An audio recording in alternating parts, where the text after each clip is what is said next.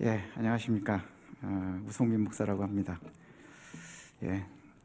아까 기도를 해주실 때 은혜가 되고 기쁨이 되는 설교를 부탁하셨는데 아닐 수도 있어서 조금 죄송한 마음으로 기도를 했습니다. 그래도 아멘은 했으니까 이해해 주시면 감사하겠고요.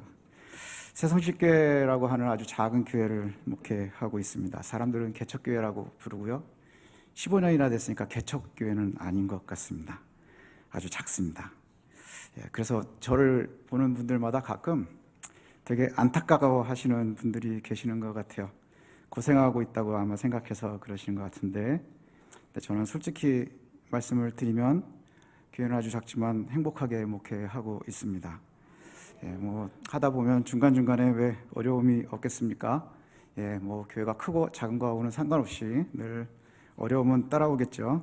그래서 때로는 그만두고 싶을 때도 있고, 또 어쩔 때는 또 기분이 좋다가도 나빠졌다가, 이거 내가 조울인가? 이럴 때도 있고요. 그런데 이게 한 15년 이렇게 지나가면서 보니까 나름 정직하게 목회하려고 하면 그래도 또 그 안에 손해도 보고 아픔도 있고 배신도 당하고 이런 일들이 여전히 있습니다. 여러분 사는 거하고 똑같아요. 목회하는 것도 여전히 행복합니다.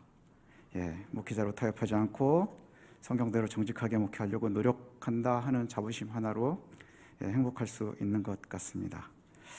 그래도 여전히 생활하면서 겪는 어려움들은 여전히 있습니다. 때로는 재정적인 어려움 가끔 만날 때도 있고, 그럼 또 하나님이 해결해 주시고요. 때로는 말씀 준비보다는 작은 교회는 망치하고 톱이 더 가까울 때도 있습니다. 그럼 반은 사찰이고 반은 목사고 이럴 때도 있습니다. 이런 이야기를 이렇게 쭉 하니까 저를 보시는 눈빛들이 굉장히 불쌍하다는 듯이 쳐다보시는 것 같아요. 또 아무 생각 없으신 분들도 계신 것 같고, 신기하게 쳐다보시는 분들도 계신 것 같고요. 아무리 눈을 이렇게 크게 뜨고 봐도 부러워하거나 존경하는 것 같지는 않습니다. 아마도 아주 성공적인 목회라는 것에 대해서 많은 분들이 그림을 그리고 있는데, 상상을 하고 있는데, 그 그림에는 제가 들어가 있지는 않은 것 같습니다. 그럼에도 불구하고 저는 지금 불행과 행복 사이에 어디에 있느냐라고 물으면 좀 행복 쪽에 가까이서 살고 있는 것 같아요.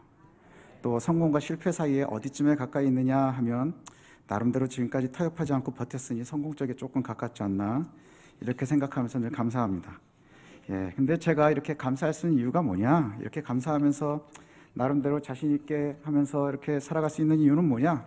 복음 때문입니다. 복음 때문에. 복음이 아니면 사실은 확실히 저는 약간 실패 쪽에 가깝고 불행 쪽에 가까울지도 모르겠습니다. 그러나 복음이 있으면 그 복음 때문에 저는 아직도 감사할 수 있는 것 같습니다.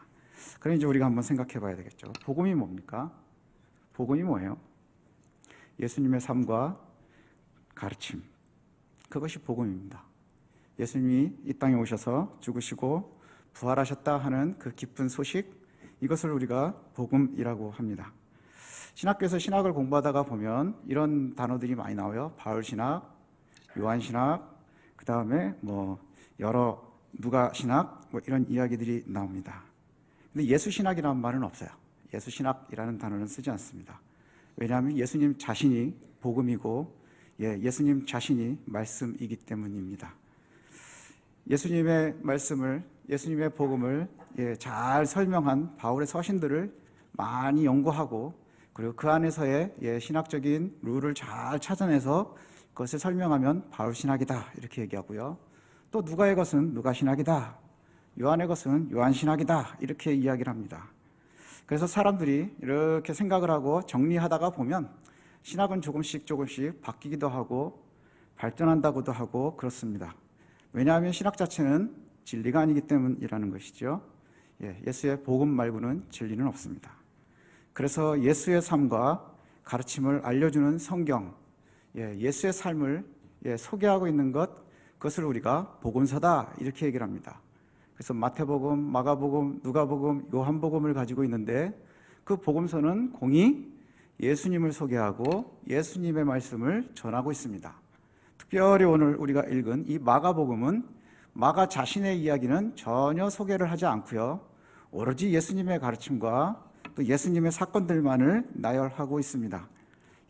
마가복음은 마가가 썼다 이렇게 알려져 있죠. 마가를 잠깐 소개를 하면요, 마가는 우리가 알고 있는 사도행전에 마가 요한의 다락방에 120문도에게 성령이 임하셨던 그 집주인 아들입니다. 그래서 그 집을 제공했었던 집이고요. 마가는 어려서부터 좀 부유했었던 것 같아요. 제가 어떻게 알 수 있느냐? 120명이나 들어갈 수 있는 집을 가지고 있었다는 것이죠.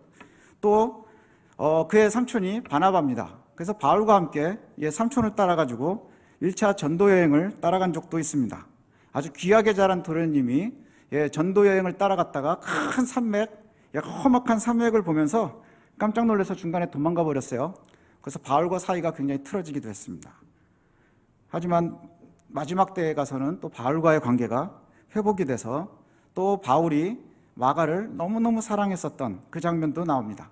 그래서 디모데후서 4장에 보면 내 주변에 있는 애들이 다 도망갔어, 누가만 남았어, 그러면서 디모데에게 이것을 부탁합니다. 네가 나한테 올 때 마가도 좀 데리고 와줬으면 좋겠다. 나는 마가의 도움이 필요하다. 이런 말도 합니다. 마가복음은 아마도 예수님과 함께 생활했었던 사도 베드로의 도움으로 쓰여진 것으로 전해지고 있습니다. 그래서 베드로의 이야기를 듣고 그리고 나서 예수님의 이야기, 예수님의 복음을 전해야 되겠구나 해서 그것을 썼어요. 그래서 아주 군더더기가 없습니다. 군더더기가 없고요, 아주 간단명료하게 예수님의 이야기와 예수님의 가르침만 전하고 있습니다. 복음서는 예수님을 소개하고 있고요. 그래서 마가복음 속에서 예수님께서 스스로 당신을 소개할 때마다 사람들이 좀 이상한 이야기들을 하기도 합니다. 그것이 이제 오늘 우리가 읽은 본문 8장에 나오는 이야기인데요. 8장과 9장과 10장에는 똑같은 패턴들이 있거든요. 그 패턴이 뭐냐면 예수님께서 자신의 사역을 알려주세요. 나는 이러이러할 것이다 라고 얘기를 하면 사람들이 딴짓을 합니다. 그게 나오는 게 9장에 보면 예수님께서 사람들이 손에 넘겨져서 내가 죽임을 당할 거고 죽은 지 3일 만에 다시 살아날 거다 라고 친히 말씀하셨어요. 선명하지요. 내가 사람들한테 죽을 거고 그리고 나서 3일 만에 다시 부활할 거야 라고 말씀하셨단 말이에요. 그랬더니 그 이야기를 듣고 사람들이 예수님이 그 말을 하니까 잔뜩 겁을 먹어서 질문도 하지 못합니다. 예수님한테 질문도 하지 못하던 사람들이요, 돌아오는 길에 자기네들끼리 길에서 수군덕 거린 거예요. 막 수군덕거리는 것을 보면서 예수님께서 궁금하셨나 봅니다. 그 저녁이 되자 예수님께서 물어보셨거든요. 니네 낮에 길에서 뭐라고 얘기한 거냐? 그랬더니 대답들을 아무도 못해요. 왜 아무도 못했는 줄 아십니까? 예수님은 고난당하고 죽고 3일 만에 부활할 거야 라고 얘기를 했는데, 그런데 거기에서 겁을 잔뜩 먹은 제자들이 자기네들끼리 돌아오면서 한 얘기는 뭐냐 하면, 야, 우리 중에 누가 제일 크냐? 이거 가지고 토론했다는 거예요. 누가 더 높은 놈이냐? 이거 가지고 토론했다는 것이죠. 예수님은 고난, 죽음, 부활을 말씀하실 때 제자들은 누가 더 지위가 높으냐? 누가 더 예수님을 등에 업고 성공할 거냐? 라고 싸웠다는 얘기예요. 그리고 또 10장에도 가면 똑같은 얘기가 나옵니다. 예수님께서 대제사장과 서기관들이 이방인한테 나를 넘겨줄 거야. 그럼 그들이 나를 괴롭히고 채찍으로 때리고 침을 뱉으면서 모욕을 줄 거야. 나는 죽고 3일 만에 다시 살아날 거다. 이렇게 말씀하셨단 말이에요. 그랬더니 세베대 아들 야고보, 요한이 예수님한테 와서 청탁을 합니다. 예수님이 영광 중에 계실 때 나를 오른쪽 왼쪽에 우리를 세워주십시오. 너무나 다른 소리들을 하지 않습니까? 그랬더니 그 이야기를 들은 제자들이, 야 임마, 너 어디 그딴 소리를 해? 이렇게 얘기하는 게 아니고요, 기분이 나빠서 서로 다른 제자들이 뚜껑이 열려서 싸우는 장면들이 나옵니다. 예수님께서 죽고 살고 여기에 별로 관심이 없다는 얘기예요. 그리고 오늘 본문에도 비슷한 이야기가 소개가 됩니다. 오늘 본문이 그 세 대화 중에 하나입니다. 8장 31절부터 34절인데 제가 저희 교회에서 설교할 때는 본문을 한 장씩 잡거든요. 근데 우리 다 같이 한번 읽어보고 싶어가지고 제가 짧게 갖고 왔습니다. 아마 우리 교인들이 보면 굉장히 배신감을 느낄 텐데 함께 읽어보도록 하겠습니다. 시작. 인자가 많은 고난을 받고 장로들과 대제사장들과 서기관들과에게 버림바 되어 죽임을 당하고 사흘 만에 살아나야 할 것을 비로소 그들에게 가르치시되 드러내놓고 이 말씀을 하시니 베드로가 예수를 붙들고 항변하매 예수께서 돌이키사 제자들을 보시며 베드로를 껴주어 이르시되 사탄아 내 뒤로 물러가라. 내가 하나님의 일을 생각하지 아니하고 도리어 사람의 일을 생각하는도다 하시고 우리와 제자들을 불러 이르시되 누구든지 나를 따라오려거든 자기를 부인하고 자기 십자가를 지고 나를 따를 것이니라. 아멘. 8장, 9장, 10장에서 예수님께서 같은 말씀을 하십니다. 나는 버림받을 거고 고난받을 거고 죽을 거고 그리고 사흘 만에 다시 살아날 것이다. 예수님 왜 죽으셔야 합니까? 우리 때문이요. 우리의 죄를 대속하시기 위해서 죽으시는 겁니다. 승리를 위해서 부활하시는 겁니다. 죽음과 부활을 빼고는 복음과 구원은 이야기할 수 없습니다. 그런데 제자들의 반응은 늘 예수님의 의도와 예수님의 말씀과 배치됩니다. 누가 더 높은가에만 관심이 있습니다. 누가 예수님 가까이 따라다니면서 출세할 것인가 여기에만 관심이 있습니다. 예수님이 영광스럽게 되면 좌우에 누가 앉을 거냐 여기에만 관심이 있습니다. 예수님을 옆에서 가장 높이 있어서 가장 높은 지위, 가장 성공할 사람, 가장 출세할 사람이 누구일까에만 관심이 있습니다. 예수님은 고난을 말씀하시고 가장 가까이에서 함께 먹고 자고 배우는 제자들은 항상 예수님 가운데서 돈 벌 생각, 출세할 생각, 권력을 탐할 생각에만 집중합니다. 그게 바로 예수님 가장 가까이 있었던 제자들의 모습이에요. 말씀을 준비하다가 코미디언의 유행어가 한마디 생각났습니다. 왜 그러는 걸까요? 왜 그러는 걸까요? 왜 이러는 걸까요? 32절에 보니까 이런 표현이 납니다. 예수님께서 나 죽어야 돼 라고 얘기했더니 32절에 베드로가 예수님을 붙들고 항변했다 이렇게 표현이 되어 있어요. 항변했다. 에피티마오라는 단어입니다. 에피티마오. 꾸짖다, 혼내다, 책망하다 이런 의미의 단어입니다. 꾸짖자, 혼내다, 책망하다. 이런 단어는 언제 쓰이는 거냐면 이거와 같은 단어가 디모데후서 4장에 쓰입니다. 디모데후서 4장 2절에 보면 디모데서는 우리가 알고 있는 것처럼 바울이 디모데에게 네가 이렇게 목회를 해야 돼 라고 알려준 서신이지요. 거기에 보면 디모데에게 바울이 이렇게 얘기를 합니다. 너는 말씀을 전파하라. 때를 얻든지 못 얻든지 항상 힘쓰라. 범사의 오래 참음과 가르침으로 경책하며 경계하며 권하라. 이렇게 말씀하세요. 이 말씀에 보면 경책하며 라는 단어가 에피티마오입니다. 디모데에게 목회를 가르치면서 말씀을 전할 때 이렇게 하라는 거예요. 기회가 너에게 있건 없건 항상 가르쳐라. 늘 가르쳐라. 말을 듣건 안 듣건 가르쳐라. 내 가르칠 때 이놈들 말 잘 안 들을 테니까 잘 참아가면서 그리고 잘 혼내가면서 가르쳐 할 때 그 혼내다 하는 말이 에피티마오입니다. 잘 혼내가면서 가르쳐. 마가가 오늘 본문에 베드로가 예수님의 죽으심과 부활을 듣고 단순하게 그냥 말렸다, 그러시면 안 됩니다 라고 했었던 의미로 쓰기보다는 제가 보기에는 조금 더 과격한 표현인 것 같아요. 예수님을 붙잡아 놓고 혼내면서 꾸짖으면서 반대하고 있는 거예요. 예수님 그러면 안 돼요. 예수님 세상을 너무 몰라요.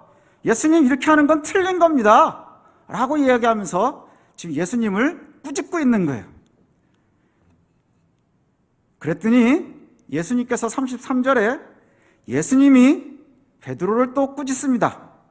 다시 꾸짖으시면서 거기서 꾸짖다 할 때의 단어도 에피티마오입니다. 같은 단어예요. 이 장면을 한번 상상을 하면서 읽어보십시오. 저는 성경을 읽을 때 막 그 장면을 상상하면 되게 좋은 것 같거든요. 막 상상을 해보십시오. 예수님께서 내가 곧 잡혀서 고난받고 죽을 거야 라고 얘기를 하는데 베드로가 예수님을 꽉 붙잡아다가 예수님 그러면 안 됩니다. 예수님 그걸 잘못한 거예요. 생각을 바꿔야 되는 거예요. 막 혼내요.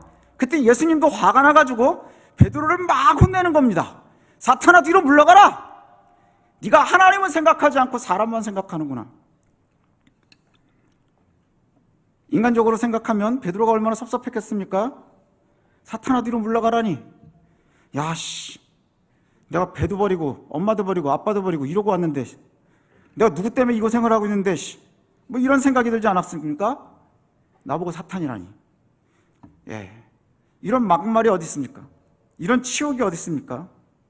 도대체 베드로가 예수님께 대들면서 싸운 이유가 뭘까요? 여러분 한번 생각해 보십시오. 왜 베드로가 이것을 반대를 했을까요? 왜 예수님을 붙잡아다가 막 싸울까요? 예수님도 막 화가 나가지고 지금 베드로하고 싸우고 있는 거예요. 서로 막 분내고 있는 거예요. 예, 막 막욕을 하고 있는 거죠. 당신 틀렸어. 이 예수님도 너 임마 사탄 뒤로 물러가 이러고 싸우고 있는 거예요. 도대체 이 이유가 어디서 나오는 걸까요? 심리학에 보면 확증편향, 생존편향 이런 용어가 있습니다. 확증편향이라는 건 뭐냐면 아주 간단하게 얘기하면요, 사람들은 사실이 뭐냐에는 상관없이 내가 듣고 싶은 것만 듣고 보고 싶은 것만 본다는 얘기예요. 내가 듣고 싶은 얘기만 듣고 보고 싶은 것만 봐요. 예, 진실이 뭔지는 별로 관심이 없는 경우가 많다는 것이죠. 예, 내 이해 때문에 그렇게 한다는 거예요. 1950년대에 미국 미네소타 대학의 한 심리학 교수가요, 위장해가지고 신분을 속이고 종말론 집단 속으로 들어간 적이 있습니다. 그리고 나서 그 종말론 집단을 갖다 취재를 했는데 그 사람들은 어떤 사람들이냐면요, 예, 지구에 홍수가 나서 멸망할 것이다. 그럼 외계로부터 오는 신이 우리를 구원할 건데 그때 잘 믿고 있는 사람들만 구원을 받을 거야 하면서 종말의 날을 갖다가 지목해놓고 열심히 신앙생활을 하고 있는 광신도들이었어요. 그래서 그곳을 갖다 취재하고 있었어요. 그리고 나서 그날이 되었습니다. 어떤 일이 벌어졌을까요? 아무 일도 일어나지 않았습니다. 그러자 교주가 나와서 이렇게 얘기를 했다고 그래요. 신이 여러분의 열성에 감동해서 지구를 봐주기로 했다. 여러분 무슨 생각이 드세요? 사기당했다는 걸 금방 알 수 있습니다. 사기당했고 예언은 가짜였고 이걸 알 수 있다는 것이죠.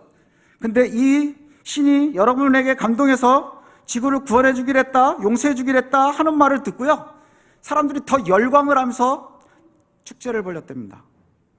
이유가 뭘까요? 자, 이것을 갖다가 상황을 이렇게 해석을 합니다. 스스로 속았다고 인정을 하는 것보다는 그냥 오히려 내 말이 내가 믿었었던 것이 맞다라고 합리화시키는 게 훨씬 행복하다는 거예요. 그게 훨씬 더 내가 폼나 보인다는 것이죠. 내가 속았구나 하는 순간에 얼마나 비참해요. 하지만 내 믿음대로 진짜로 신이 그렇게 봐줬구나라고 생각을 하면 마음 편하다는 거예요. 그래서 요즘도 시한부 종말론이 끊어지질 않는 겁니다. 그리고 나서는 교주들은 각자 자리에 나와서 뭐라고 얘기하나요? 신이 너희를 너무 불쌍히 여겨서 봐줬다, 내가 날짜를 잘못 계산했다, 날짜가 뒤로 밀렸다, 이딴 소리들을 듣고 다 같이 흥분하는 겁니다. 또 생존 편향이라는 말은 뭐냐? 성공한 사람들의 이야기만 듣기를 원한다는 거예요. 성공한 사람들의 이야기를 듣고 그거를 아주 확실하게 믿는다는 것이죠. 여기에 맹점이 하나 있어요. 어떤 맹점이 있느냐? 실패한 사람의 이야기는 들을 기회가 없다는 것이죠. 여러분 TV 같은 데 나와가지고 성공한 사람들의 이야기 많이 듣는 거 좋아하시죠? 막 감동하잖아요. 예, 그게 바로 생존 편향입니다. 예를 들면 요즘에 여기 아저씨들 많이 계시는데 나는 자연인이다 많이들 보시죠?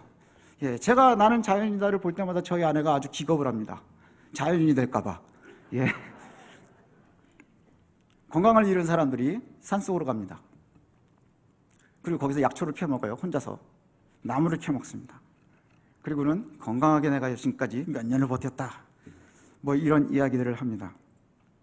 그럼 사람들은 무슨 생각을 할까요? 아, 건강이 상하면 산으로 들어가서 약초 켜 먹고 나무 켜 먹어야 되는구나 라고 생각을 하기가 쉽다는 거예요. 근데 여기에 맹점이 있습니다. 그렇게 산에 들어가서 죽은 사람 얘기는 우리가 들을 수 없다는 거예요. 실패한 사람들, 건강이 더 나빠진 사람들은 TV에 나오지도 않고요, 여러분들한테 간증을 하지도 않습니다. 예, 여러분, 우리가 예수를 믿는다는 것은 베드로처럼 예수님을 믿고 따라 나섰다는 얘기예요. 그렇죠?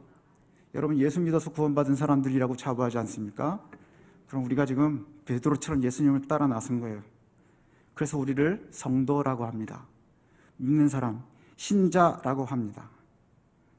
그런데 우리가 베드로처럼 혹시 예수님과 싸우고 있지는 않은가 생각해 봐야 됩니다.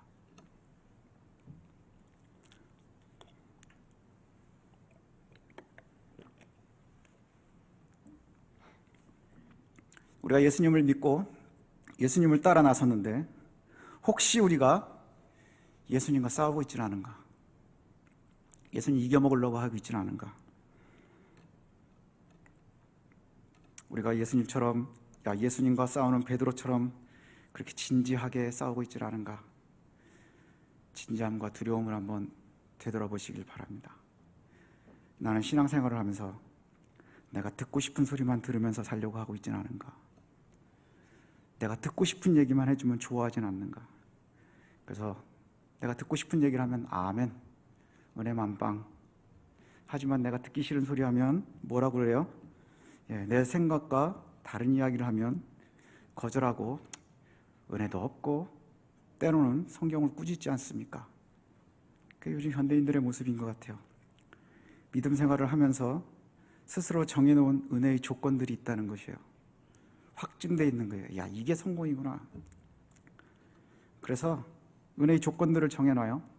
그 조건들은 여기 계시는 분들이 대부분 비슷할 겁니다. 어떤 게 은혜냐? 부자 되고 건강하고 권력을 지는 것, 이게 은혜입니다. 그래서 나오는 얘기가 뭔가요? 예수 믿고 부자 되십시오. 아멘이죠? 아멘 안 하는 거 보니까 잘 듣고 계시는 것 같아요. 예수 믿고 부자 되십시오. 예수 믿고 건강하십시오. 예수 믿으면 출세합니다. 예수 믿으면 자녀 대학 합격이 보장됩니다. 이게 내가 정해놓은 은혜인 거예요. 그게 여러분들이 가장 좋아하는 은혜인 거예요. 그걸 너무너무 사랑한다는 것이죠. 그래서 실제로는 경건하지도 않고 착하지도 않고 선하지도 않은데 어떤 이가 교회 안에서 자기의 성공담을 이야기하면 그게 하나님의 은혜라고 생각하는 거예요. 그래서 그것을 은혜라고 믿고 부러워하고 뒤따라가고 싶어 해요. 그렇다면 그렇게 예수 믿고 부자가 되고 싶고 예수 믿어서 건강하고 예수 믿어서 성공하고 이게 하나님의 은혜라고 확신에 가득해 있는 분들이 지금 여기 계시다면 예수님과 한판 붙으셔야 되는 분들입니다. 예수님과 한판 진하게 붙으셔야 됩니다. 왜냐하면 예수님께서는 다른 말씀을 하시기 때문이에요. 34절에 보니까 누구든지 나를 따라오려거든 자기를 부인하고 자기 십자가를 지고 나를 따르라, 이렇게 말씀하세요. 지금 베드로하고 한판 붙은 다음에 하신 말씀이거든요. 베드로는 성공하고 싶었어요. 예수님 따라다니면서 성공하고 싶었어요. 그래서 예수님 죽으면 안 되는 거예요. 고난받으면 안 되는 거예요. 그런데 예수님께서는 그렇지 않다고 얘기하면서 막 사탄을 운운하면서 둘이 한판 붙었단 말이에요. 그리고 나서 결론이 누구든지 나를 따라오려면 자기를 부인하고 자기 십자가를 지고 나를 따라와야 된다, 이렇게 말씀하신다는 거예요. 예수님을 따르려면 뭐 해야 된다고요? 자기를 부인해야 되고요, 십자가를 져야 한다, 이렇게 말씀합니다. 자기 부인은 성공담이 아니죠. 자기 부인이 뭐예요? 스스로를 거절하라는 얘기예요. 너 성공하고 싶니? 너 부자가 되고 싶니? 너 예수 믿어서 건강해질 거라고 믿고 있니? 네가 그렇게 확신에 가득 차 있니? 그거 버려, 이 소리예요. 그거 버려. 이게 바로 자기 부인입니다. 그것과 함께는 예수를 따라갈 수 없다는 거예요. 또 십자가는 부귀영화와 다릅니다. 십자가는 그냥 사람 죽이는 형태예요. 지금 교회 꼭대기에다 달아놓으니까 되게 건강해 보이고 멋져 보이지만 그 당시 사람들은 십자가만 보면 아주 오줌을 절절 쌌을 거예요.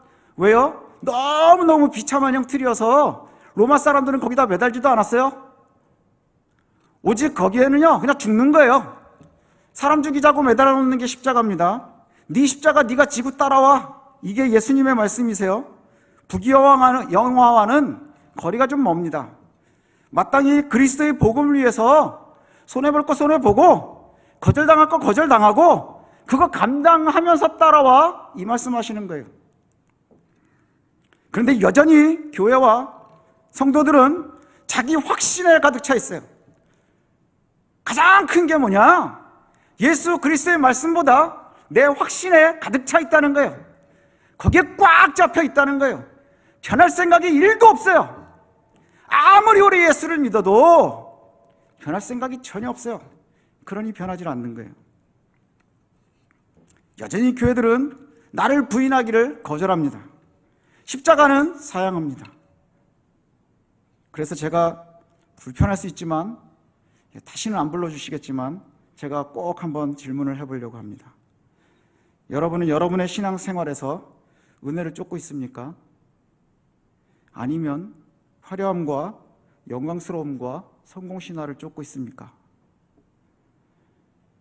혹시 오랫동안 부자를 목표로, 건강을 목표로, 성공의 수단으로 자녀의 형통과 시험 합격을 위해서 그렇게 열심히 교회 생활하고 봉사하고 새벽마다 목 놓아 울며 기도하셨다면 회개하십시오.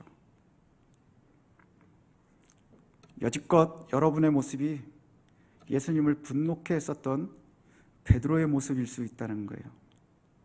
열심은 누구보다 앞서는데 자기 확신에 가득 차 있는, 우리가 잊지 말아야 되는 것이 하나 있습니다. 뭐냐? 예수님이 항상 옳습니다. 무조건 복음이 옳습니다. 절대로 예수님만이 옳습니다. 조금도 틀리지 않습니다. 내 생각과 예수님의 생각이 조금 다르다면 무조건 내가 틀린 겁니다. 무조건 내가 틀린 거예요. 그러니 신앙의 확증 편향에 빠져서, 믿음의 생존 편향에 빠져서 예수님의 복음을 거절하려 하지 마십시오. 우리는 성공을 위해서 예수 믿는 게 아니라 구원받기 위해서 예수 믿는 겁니다. 성공과 형통과 은혜는 부수적으로 주어지는 거예요. 부수적으로 주어지는 거예요. 그리고 그것은 주시는 분 마음입니다. 안 준다고 겁박할 수 없고요. 안 준다고 따질 수 없습니다. 성도의 신앙생활이라는 것은 절대적으로 예수를 따르는 겁니다. 예수께서 너무나 선명하게 말씀하셨어요. 스스로를 부인하고 네 십자가를 네가 지고 나를 따라와라. 우리는 기도하면서 믿음 생활을 통해서 영광과 성공을 도모하고자 한다면 옳지 않다는 거예요. 지금 우리가 해야 될 것은, 지금 성도들이 해야 될 고민은 어떻게 나를 부인할 것이냐, 어떻게 내 십자가를 감당할 것이냐, 그것을 고민해야 됩니다. 그것을 고민해야 됩니다. 제가 요즘에 제일 두려워하는 말씀이 있는데 누가복음 18장 8절입니다. 인자가 올 때 세상에서 믿음을 보겠느냐? 인자가 올 때 세상에서 믿음을 보겠느냐? 저요, 제 믿음입니다. 이렇게 대답할 수 있는 여러분이 되시면 좋겠습니다. 그렇게 대답할 수 있는 저와 여러분이 되신다면 여러분의 삶이 이미 은혜입니다. 여러분의 삶이 이미 풍성한 복에 가득 차 있는 겁니다. 여러분은 이미 형통함 속에 있는 겁니다.